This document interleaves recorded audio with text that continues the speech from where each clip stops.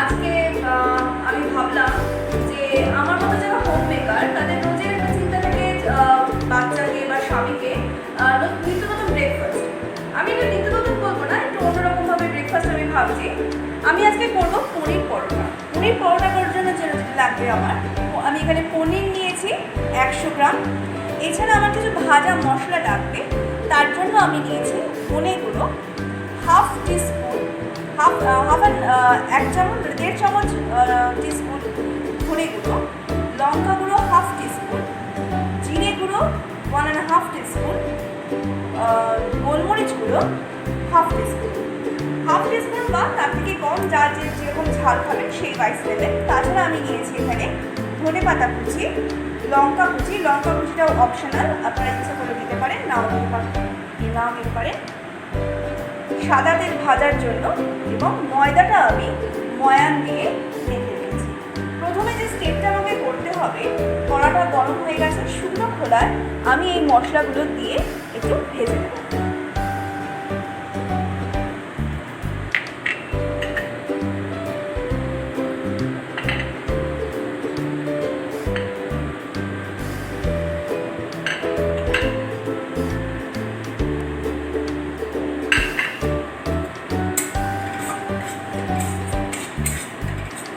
মশলাগুলো খুব ভাজার দরকার নেই, স্লাইটলি একটুখানি নাড়াচাড়া করে নিয়ে হালকা হালকা যখন গন্ধ বেরোবে তখনই আমি গ্যাসটাকে অফ করে দেবো।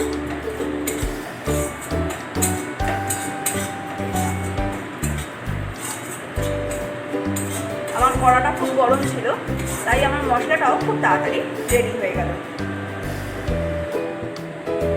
এবার আমি পুরটা তৈরি করে নেব। পুরটা তৈরি করার জন্য আমি এইভাবে পনিরটাকে স্ম্যাশ করে নেব। যতটা হাত দিয়ে ভালোভাবে স্ম্যাশ করা যায় ততটা ভালোভাবে করে নেবেন।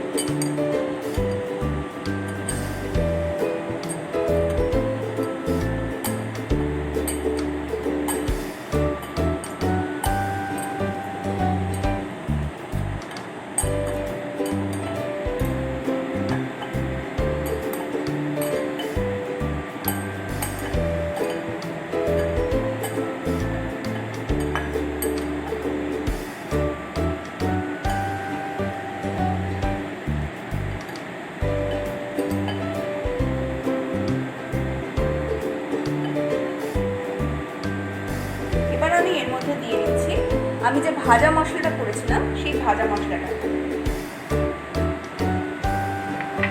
তাছাড়া দিচ্ছি নুনটা আপনারা টেস্ট ওয়াইজ দেবেন।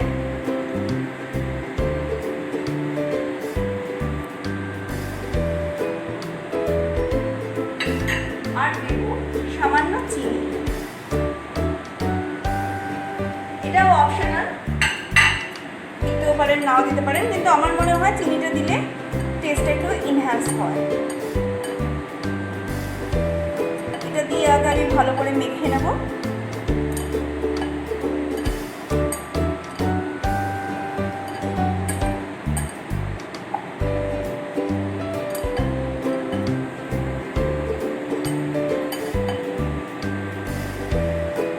তারপর আমি এর মধ্যে দিয়ে দিচ্ছি ধনে পাতা কুচি। যারা পার্সলে পাতা খেতে ভালোবাসেন তারা পার্সলে পাতাও দিতে পারেন। আর দিচ্ছি লঙ্কা কুচি।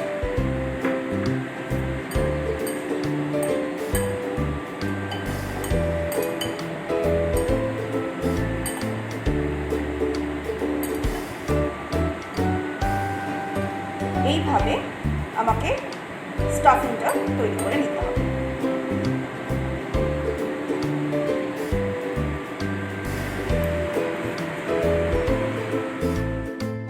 আমি 4টে লেচি বার করে নিয়েছি। এবার হাত দিয়ে এরকমভাবে এটাকে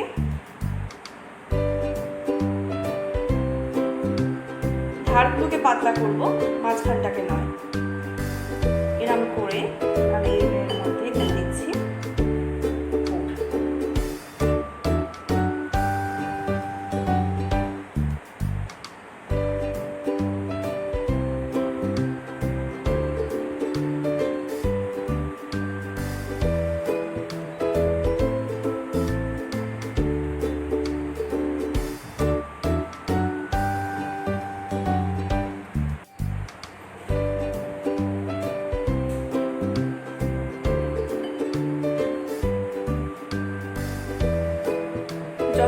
দিয়েছি ঠিক সেই পরিমাণ পুরটা দেবেন, নাহলে বেলতে গেলে পেটে বেরিয়ে যাবে। আবার খুব কম হয়ে গেলেও খেতে ভালো লাগবে না।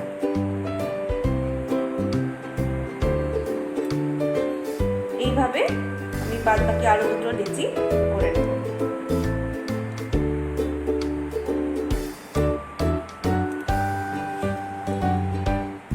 আমার লেচিগুলো গড়া হয়ে গেছে। এবার আমি ময়দা দিয়ে হালকা হালকা করে এগুলো বেলে নেব।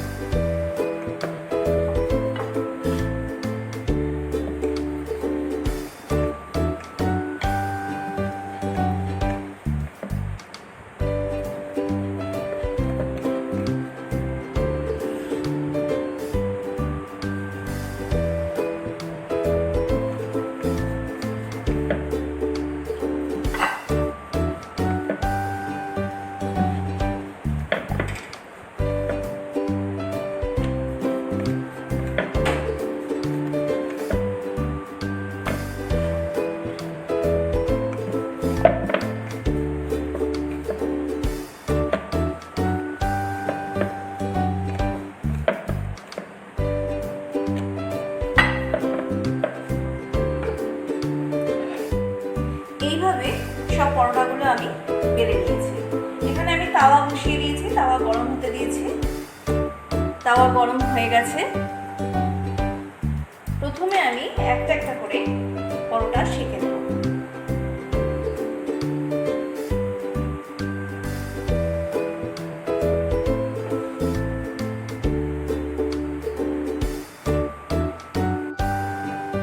এইভাবে পরোটার দুদিকটা ভালো করে সেঁকে নিতে হবে, তাতে এক তো হচ্ছে পরোটাটা ক্রিস্পি হবে এবং তেলটাও পরিমাণে কম লাগে। দেখতে পাচ্ছেন কিভাবে পরোটাগুলো আমি সেঁকে নিয়েছি।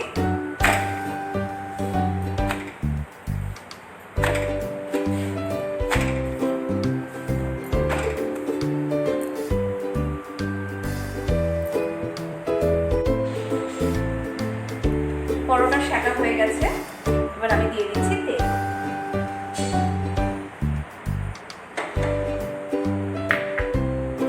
আমি একটা চামচের সাহায্যে এটাকে ঘুরিয়ে ঘুরিয়ে ভেজে নেব।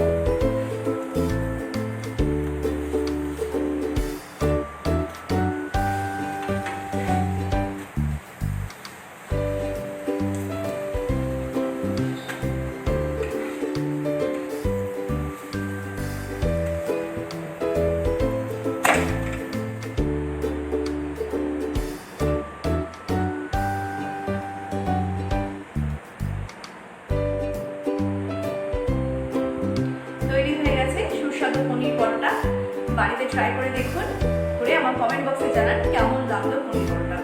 আর যেসব বন্ধুরা এখনো আমার চ্যানেলকে সাবস্ক্রাইব করেননি তারা আমার চ্যানেলকে সাবস্ক্রাইব করুন। আমি আপনাদের বন্ধু হওয়ার জন্য